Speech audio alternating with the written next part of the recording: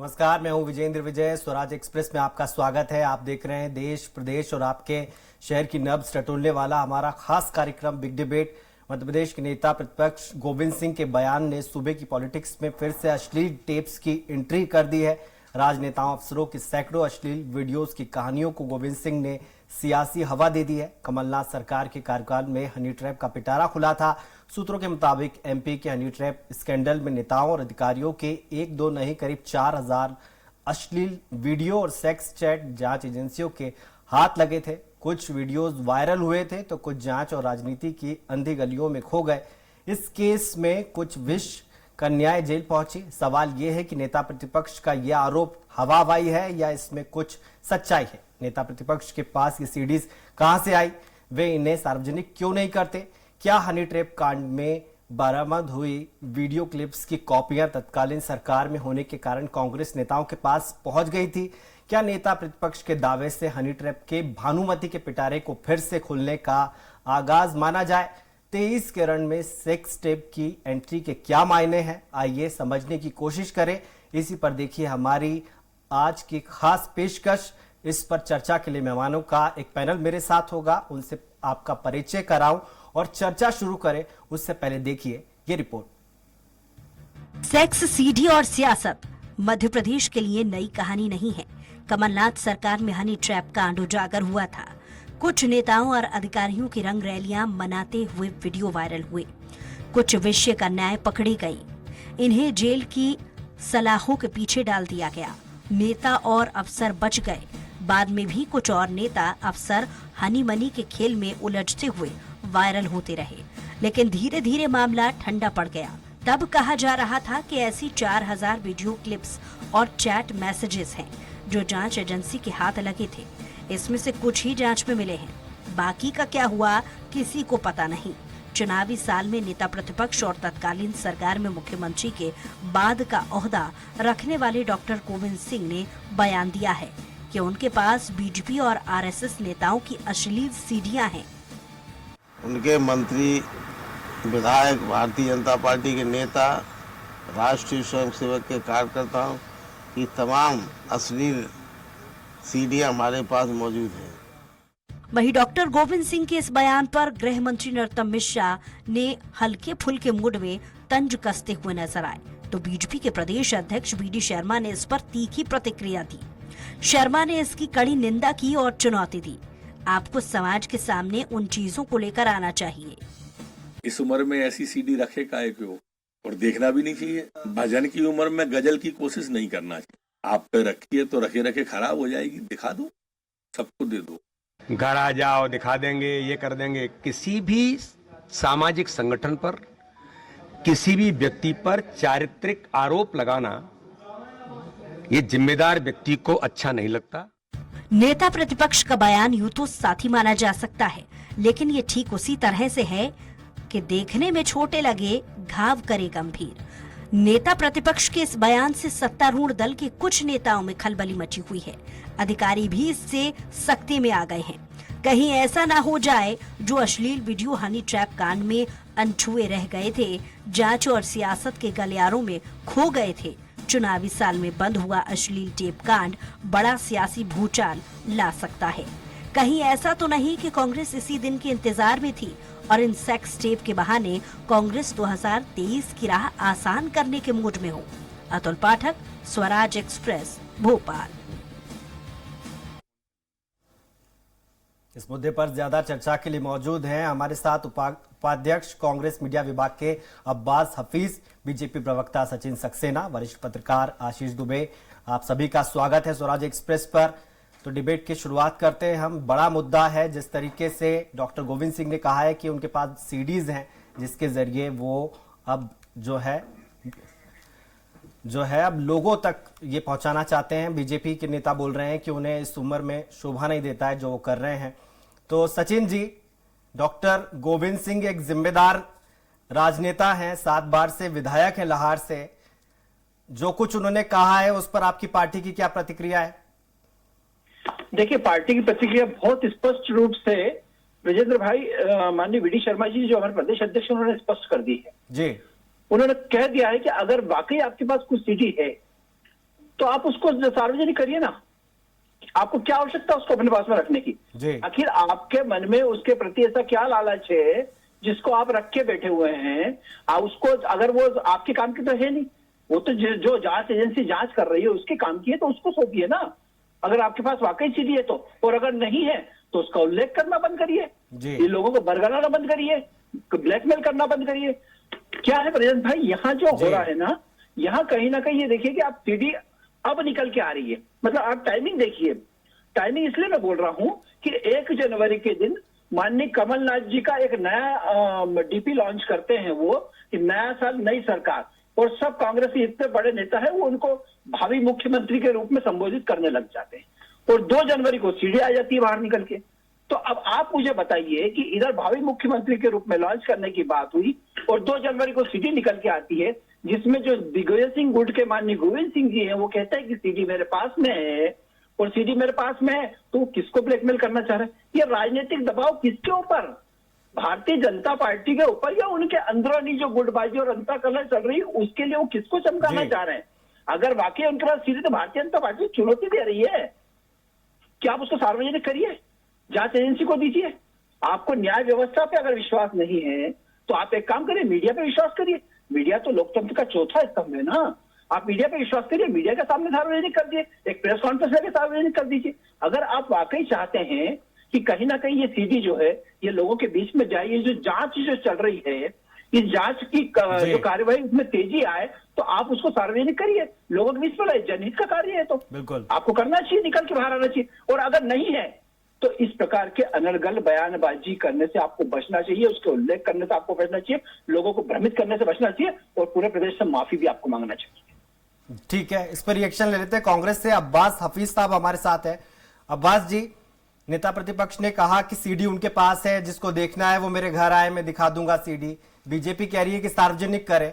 नरोत्तम मिश्रा जो कि गृह मंत्री, उन्होंने कहा है कि भजन करने की उम्र में ऐसी सीडी उनके पास है क्यों आकर? दो चीजें बहुत स्पष्ट हैं। एक तो क्या बीजेपी के नेता खासतौर पर वीडी शर्मा जी, नरोत्तम जी कह रहे हैं, और दूसरा मैं सुन रहा था मेरे बीजेपी के जो मित्र हैं वो बात कर रहे थे। उनकी बात में एक ही बात बार बार रिपीट हो रही थी कि सीडी घर पे क्यों रखे हैं, सीडी को बाहर लेकर आए, सार्वजनिक करें। हमारी परंपरा ये नहीं है। जब जिक्र किया गया सवाल के जवाब में सीडी का, डॉक्टर गोविंद सिंह जी ने, सीएलपी साहब ने जब कल कहा अपनी प्रेस कॉन्फ्रेंस में, तब भी उन्होंने यही कहा था कि हमारी परंपरा नहीं रही है कि हम इसको सार्वजनिक कर दें। अब इस बात का जवाब मिल चुका है। वीडी शर्मा जी सबसे, देखिए, ना तो शिवराज जी ने बयानबाजी करी, ना तो शिवराज जी ने कोई बयानबाजी करी, ना किसी और नेता ने ऐसा कुछ कहा। सबसे ज्यादा अगर परेशान हुए तो वीडी शर्मा जी हुए अपने कार्यकर्ताओं को लेकर, और उनको डॉक्टर गोविंद सिंह जी ने साफ कह दिया कि भाई घर आ जाइए, मैं आपको बता देता हूँ क्या है, किनके नाम है, किनके चेहरे हैं, उन्हें क्या परेशानी है। अब जाके एक बार अध्यक्ष जी चले जाए बीजेपी के और होकर आ जाए सीएलपी साहब पे घर पे, और फिर अपनी सारी टीका टिप्पणी करें। मुझे हैरानी इस बात की है कि भारतीय जनता पार्टी के किस गुट ने, या वीडी शर्मा जी का गुट है जिसने पूरी सुपारी ले ली है शिवराज जी के गुट की, सिंधिया जी के गुट की, दूसरे गुटों की। ये समझ में नहीं आ रहा है कि किन नेताओं को टारगेट करके बीजेपी उनका राजनीतिक कैरियर खत्म करवाना चाह रही है। ये किस बात के लिए जोर दिया जा रहा है कि उन लोगों के जो चेहरे हैं वो सार्वजनिक कर दिए जाए, उनकी जो सीडी है वो सार्वजनिक कर दी जाए।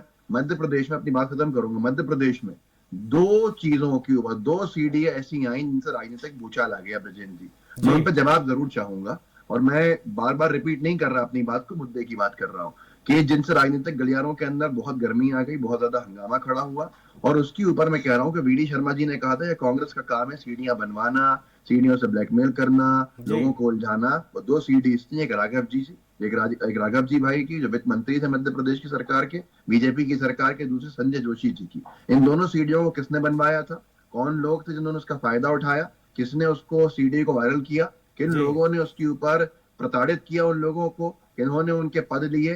तो ये सारी की सारी समझ में आ जाएगा। कांग्रेस के कार्यकर्ता नहीं, कांग्रेस के नेता नहीं, बल्कि कौन करता है सीडी वाला काम, ये सब कुछ साफ हो जाएगा। मैं इस पर जवाब जरूर चाहूंगा। जी बिल्कुल बिल्कुल। चर्चा में लाना चाहूंगा आशीष जी को, हमारे साथ स्टूडियो में मौजूद है। आशीष जी, कितनी हकीकत, कितना फसाना, क्या लगता है ये चैप्टर क्यों ओपन हुआ है?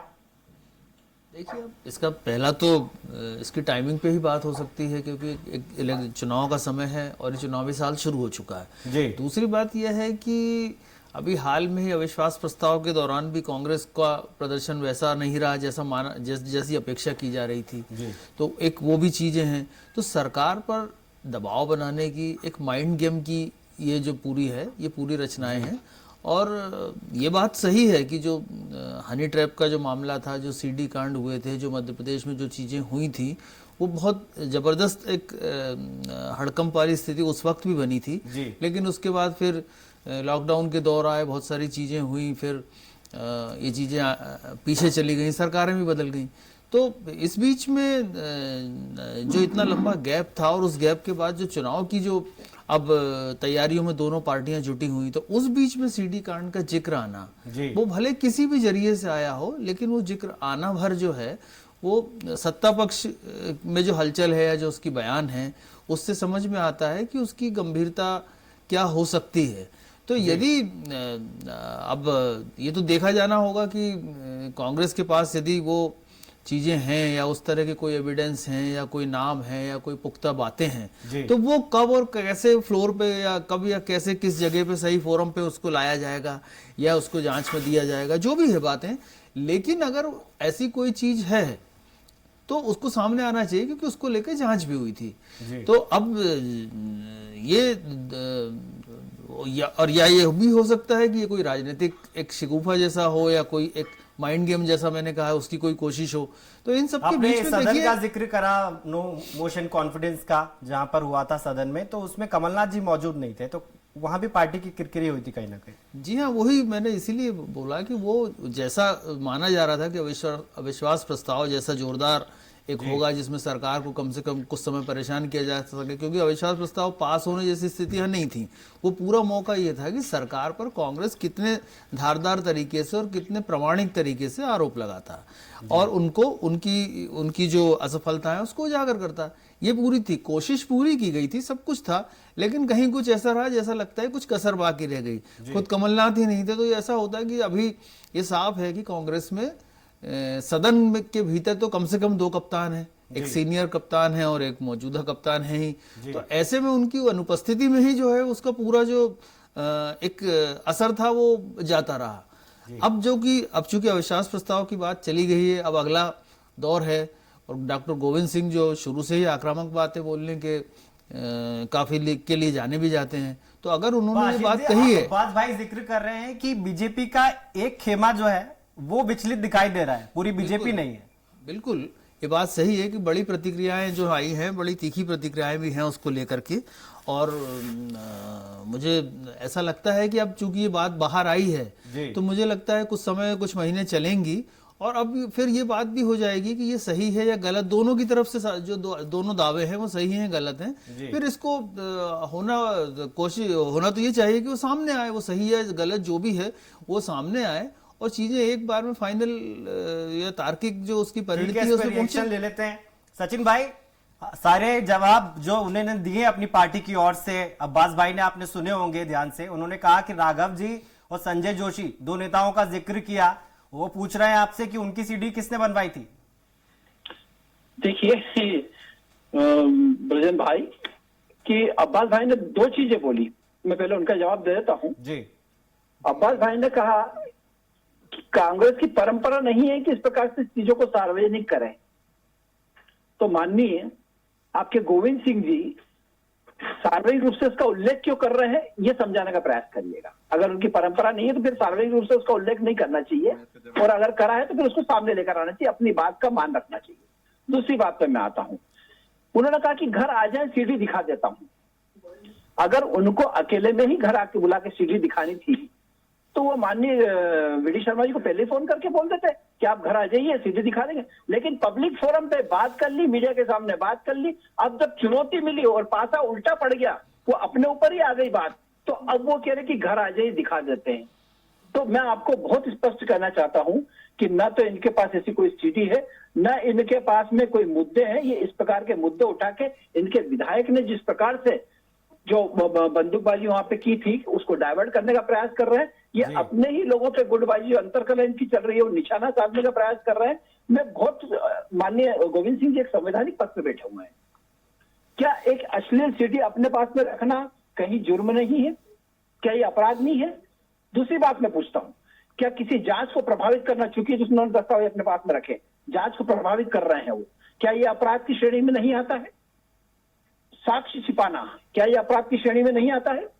माननीय गोविंद सिंह जी को नैतिक जवाबदेही समझते, ठीक है, जो अपराध हो रहा है, जो जिस प्रकार से उन पर केस बनना है वो तो अलग विषय है, क्या होता है क्या नहीं होता भविष्य में तो देखा जाएगा, लेकिन माननीय गोविंद सिंह जी को अपनी नैतिक जवाबदेही समझते हुए कहीं ना कहीं आगे आना चाहिए, एक स्वस्थ विपक्ष की भूमिका निभाना चाहिए और उनको आगे आके स्थिति देना चाहिए कि ये स्थिति मैं अपनी तरफ से प्रस्तुत कर रहा हूं, जांच को आगे बढ़ाइए और जो लोग इसमें शामिल हैं, जो इसमें लिप्त हैं, उनके सबके पर्दाफाश होना चाहिए, चाहे वो किसी पार्टी से हो। जी अब्बास भाई, जो गरजते हैं वो बरसते नहीं, कहीं ऐसा तो नहीं है गोविंद जी के साथ? देखिए ब्रजेन जी, आपसे मैंने जो आपने पहला सवाल किया था हमारे बीजेपी के साथी से, उन्होंने उसको सीधे तौर के ऊपर छोड़ दिया और कहा कि मैं पहले ये 2 चीजों का जवाब दूं फिर बताऊंगा। ना राघव जी का नाम हुआ इनकी जुबान से सामने आया, ना संजय जोशी जी का आया। मैं उसमें एक और नाम जोड़ देता हूं, इनके पूर्व अब दुनिया में नहीं है, लक्ष्मी जिसके भी हुई है उस पे कार्रवाई हुई है अब्बास भाई, उन पे मैंने कार्रवाई हुई है। नहीं, आपका प्रश्न है, इसलिए मैंने जवाब दिया। इन्होंने कहा आपने समय बोलिएगा, थोड़ा सही से अपन करें चर्चा। इन्होंने कहा हमारी परंपरा जब नहीं रही है तो बहुत गंभीरता से हमने कहा, इन्होंने कहा, गोविंद सिंह जी ने कहा कि हमारी परंपरा नहीं रही है सब सार्वजनिक करने की, तो हमने क्यों जिक्र किया? देखिए, उस पर सवाल किया गया था, एक विधायक के वीडियो के ऊपर सवाल पूछा गया था, कांग्रेस के विधायक के हर्ष फायरिंग, तथाकथित हर्ष फायरिंग के ऊपर सवाल किया था। तो उन्होंने कहा, पत्रकार महोदय ने उसका वीडियो बीजेपी वायरल कर रही है, तो उन्होंने कहा कि हमारे पास भी ऐसे बहुत सारे वीडियोज हैं जिनको हम वायरल नहीं करते हैं। ये विवाद वहां से शुरू हुआ है। अब दूसरी बात अगर कही जाए, जांच प्रभावित करना, भाई कोई केस दर्ज है क्या, कोई मुकदमा दर्ज है क्या जिसकी जांच प्रभावित हो रही है? किसी अश्लील वीडियो को लेकर किसी बीजेपी के विधायक या नेता का केस हो चुका है जिसके ऊपर ये साक्ष्य छुपा रहे हैं, उनके ऊपर अपराध बनता है? ये बार बार लगे हुए हैं एक गुट के लोग बाकी सारे गुटों को बीजेपी के बर्बाद करने के लिए या सचिन भाई आपका तबाह करने के लिए। मैंने बीच में नहीं बोला है, प्लीज सुनते रहिए, बाद में अपने समय बोल लीजिएगा। अब यहाँ पर आगे की बात आती है, बार बार सार्वजनिक कर दीजिए, सार्वजनिक कर दीजिए। इस प्रदेश के अंदर 3 वीडियोज ने हंगामा किया और वो तीनों वीडियोज बीजेपी के नेताओं की थी और सही अवस्थाओं में नहीं थी। इसलिए हम कहते हैं कि हमसे आगे मत लेके जाइए इस विषय को, अच्छा है बेहतर है, से खत्म कर दीजिए। इतनी छटपटाहट अच्छी चीज नहीं है और राजनीतिक मुद्दे हैं। अब्बास भाई, आपके कहने का मतलब है राज को राज रहने दो। सीएलपी साहब से कह रहे हैं, बार बार सीएलपी साहब से कह रहे हैं सार्वजनिक कीजिए, सार्वजनिक कीजिए। अरे क्यों फंसाना चाहते हो उन बीजेपी के नेताओं को? भाई जाओ डॉक्टर साहब से मिलिए आप और वहां पर जो भी समझना समझ लीजिए उसको और उस पूरे मुद्दे को खत्म कर दीजिए। ये मुद्दे को तूल देने का काम क्यों किया जा रहा है, ये मेरी समझ से बिल्कुल बाहर है। जी सचिन भाई, वो कह रहे हैं कि मुद्दे को तूल आपकी पार्टी दे रही है। देखिए ब्रजेंद्र भाई, बहुत स्पष्ट है कि कैरेक्टर असेसमेंट आप करेंगे लोगों का और आप कैरेक्टर असेसमेंट करने के बाद में आप कैरेक्टर असेसमेंट कर रहे हैं और उसके बाद में आप उम्मीद कर रहे हैं कि बात को बात में अंदर रहने दे। अंदर क्यों रहने दे? जब बात बाहर आप लेकर आए तो आपको फिर उसको सार्वजनिक करना ही पड़ेगा, आपको सार्वजनिक करना ही चाहिए उसको। क्या डॉक्टर गोविंद सिंह जी ने किसी का नाम लिया? नहीं तो किसके लिए बोल रहे हैं? सीडी चलिए बताइए आप मुझे किसके लिए बोल रहे हैं। आपको ये चोर की दाढ़ी में तिनके वाला काम बीजेपी कर, मैं मान लो कमलनाथ जी के लिए बोल रहे हैं, आप मान रहे हैं इस बात को, कमलनाथ जी के लिए बोल रहे हैं, चलिए स्वीकार कर लीजिए। किस स्तर पे चलेगा? देखिए किस स्तर पे चलेगा, इस बात का काय को किस स्तर पे चलेगा? थोड़ा सा मैं कहूंगा कि आप लोग भी पैनल को देख के बनाया कीजिए कि कौन सा आम भारतीय जनता पार्टी के जो अपना स्तर ही छोड़ चुके हैं यहाँ पर, वो कमलनाथ जी के ऊपर आरोप लगा रहे नाम लेकर। उस पर विषय पे नहीं, मैंने पूरे डिबेट के अंदर क्या वीडी शर्मा जी का नाम लिया? क्या मैंने पूरी डिबेट के अंदर शिवराज सिंह चौहान जी का नाम लिया? क्या मैंने किसी वरिष्ठ नेता का नाम लिया? आप इतने क्यों घबरा रहे हैं? आपको क्यों चिंता हो रही है? कौन लोग आप और आरोप प्रत्यारोप के बाद में आप उम्मीद करेंगे कि इस बात को यही खत्म कर दिया जाए? कैसे संभव है? आप तो चाह रहे हैं कि नाम आ जाए सामने, आप तो चाह रहे हो बीजेपी के नेताओं की फजीयत हो जाए। आप तो एक पूरा धड़ा है जो भारतीय जनता पार्टी में सुपारी लेके बैठा हुआ बीजेपी के नेताओं की, इनका कैरियर खत्म करके ही दम लेंगे। ये अंतर करा, अंतर धुंध दूसरों की निजी जिंदगी को खराब करने के लिए मत निकालिए। मैं कहूंगा आपसे, मेरा निवेदन है, मेरी विनती है, जिसको समझना समझिए, पर कम से कम अपने लोगों को इस तरह से राजनीतिक तौर पर तबाह बर्बाद करने की साजिशें मत रचिए। लगा सकते हैं इस बात का, ये तो गोविंद सिंह जो सोचना चाहिए अपने लोगों को तबाह बर्बाद करेगी नहीं करें। इनके पास पूरे विषय में मुद्दा नहीं है। राघव जी की सीडी किसने बनाई थी? आपके पास जवाब है?